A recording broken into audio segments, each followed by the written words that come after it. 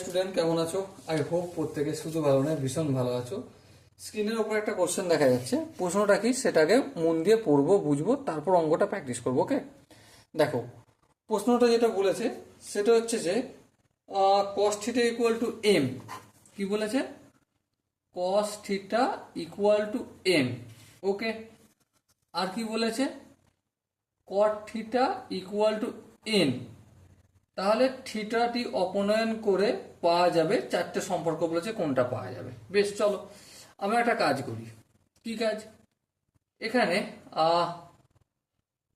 Cos theta আর কট থিটার মধ্যে আপাতত সম্পর্ক খুঁজে পাওয়া যাচ্ছে না, কিন্তু আমরা যদি এখানে একটা সম্পর্ক তৈরি করার চেষ্টা করি, কি সেটা সম্পর্কটা?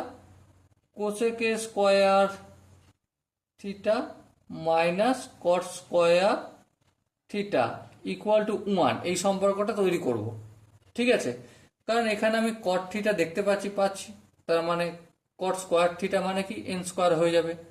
আবার এখানে কস থিটা দেখতে পাচ্ছি, কস থিটা দেখতে পাওয়া মানে সাইন থিটা দেখতে পাওয়া, আবার সাইন থিটা দেখতে পাওয়া মানে কসেক থিটা দেখতে পাওয়া, তাই না? তাহলে কস থিটার জায়গায় আমি যদি এটা লিখি, কি লিখব? যে 1 মাইনাস সাইন স্কোয়ার থিটা, আর এটা আন্ডার রুট হবে, ইকুয়াল টু কস থিটা হয়, হ্যাঁ, ইকুয়াল টু এম। কস থিটার বদলে এটা লিখলাম। সম্পর্কটা কোথা থেকে পেয়েছি আমরা? চলো দেখাচ্ছি। এখানে sign square theta plus cos square theta equal to 1, হ্যাঁ, তাহলে cos square theta equal to 1 minus sine square theta. তাহলে কস থিটা ইকুয়াল টু কি? স্কোয়ারটা অপোজিট দিকে গেলে under root of 1 minus sine square theta, এখান থেকে পেয়েছি। ওকে, এবার দেখো এই রুটটা অপোজিট দিকে গেলে কি হয়ে যাবে? অবভিয়াসলি স্কোয়ার হয়ে যাবে, তাহলে এম এ স্কোয়ার হয়ে গেল। বেশ, এবার এমটাকে এদিকে আনবো, তাহলে 1 minus m a square equal to sine square theta. Okay, sine square থিটাটাকে যদি আমি 1 বাই কোসেক স্কোয়ার লিখি, কোনো আপত্তি আছে? না, কোনো আপত্তি নেই। আর দিকটা যেমন 1 মাইনাস এম স্কোয়ার আছে তেমন থাকলো। এবার দেখো এর নিচে কিছু নেবে না, হর আছে, তাহলে উল্টে দিয়ে 1 দিয়ে ভাগ করে দিই, তাহলে 1 by 1 minus M square equal to 1 by cosec square theta যেটা ছিল সেটা কি হয়ে যাবে? Cosec square theta. এটা একটা পেয়ে গেলাম। আর কট থিটার মান তো জানি এন, তাহলে cot square theta equal to কি হয়ে যাবে? N square. বোঝাতে পারলাম কি? আই হোপ বোঝাতে পারলাম। চলো এবার দেখো কোসেক স্কোয়ার থিটা এর ভ্যালুটা কত পুট করে দিই। 1 by 1 minus M square minus cot square value কত?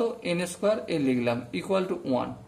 ওকে, এন স্কোয়ার নিচে কি আছে? 1, তাহলে লসাও কি হবে? 1 মাইনাস এম স্কোয়ার।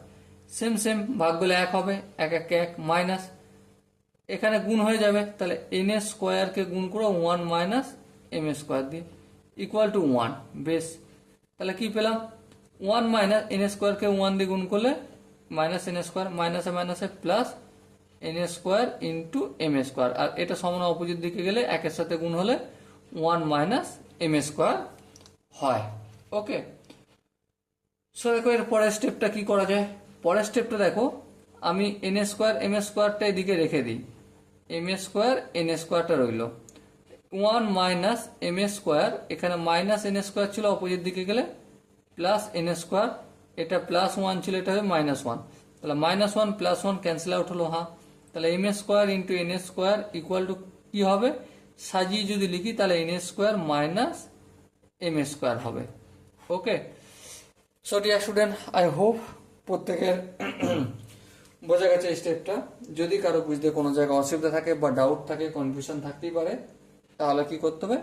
কমেন্টে অবশ্যই জানাতে হবে। ওকে, সো ডিয়ার স্টুডেন্ট, দেখা হচ্ছে পরবর্তী সেশনে। ততক্ষণ পর্যন্ত ভালো থেকো, সুস্থ থেকো এবং জয় হিন্দ।